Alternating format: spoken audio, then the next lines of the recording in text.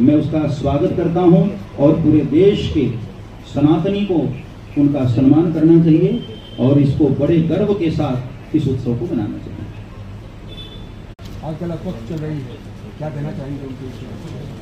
मैं तो राधा रानी को प्रार्थना करूंगा, पूज्य प्रेमानंद जी महाराज ने, इसमें कोई संशय नहीं कि करोड़ों लोगों को उन्होंने अध्यात्म के मार्ग से जोड़ा है, करोड़ों लोगों को उन्होंने राधा रानी के चरणों से जोड़ा है, उनके भीतर की बुराइयों को उन्होंने दूर किया है।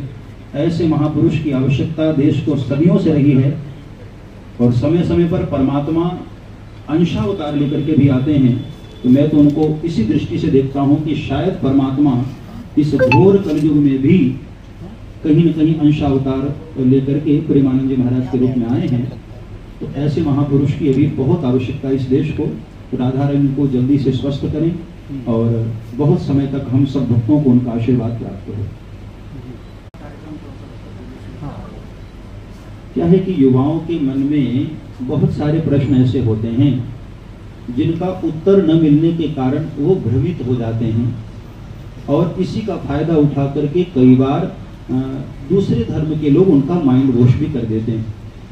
इन्हीं बिंदुओं को ध्यान में रखते हुए इस आयोजन का आयोजन किया गया है कि उन बच्चों के साथ हम स्वयं बैठेंगे, उनके मन की बात सुनेंगे, उनके प्रश्नों को सुनेंगे और भगवती सरस्वती के आशीर्वाद से उनको हम उत्तर देने का प्रयास करेंगे।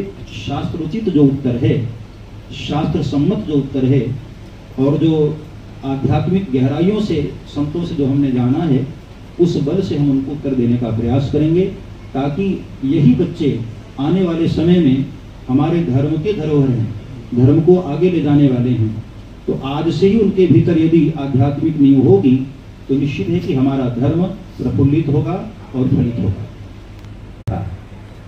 स्पष्ट प्रमाण माना जाता है, वाल्मीकि रामायण में स्पष्ट है कि सीता जी ने जब से गद्दी पर भगवान बैठे हैं, सीता जी बैठी हैं, तब से सीता जी कई बार भगवान को बोल चुकी हैं कि प्रभु मेरी इच्छा होती है कि किसी ऋषि के स्थान आश्रम पर चल करके हम उनकी सेवा करें और स्वाध्याय करें, तप करें। एक तो ये कारण भगवान ने अपनी पत्नी की इच्छा को पूर्ण किया। दूसरी बात, रघुवंश का धरोहर देश को देना था, चक्रवर्ती सम्राट देश को देना था।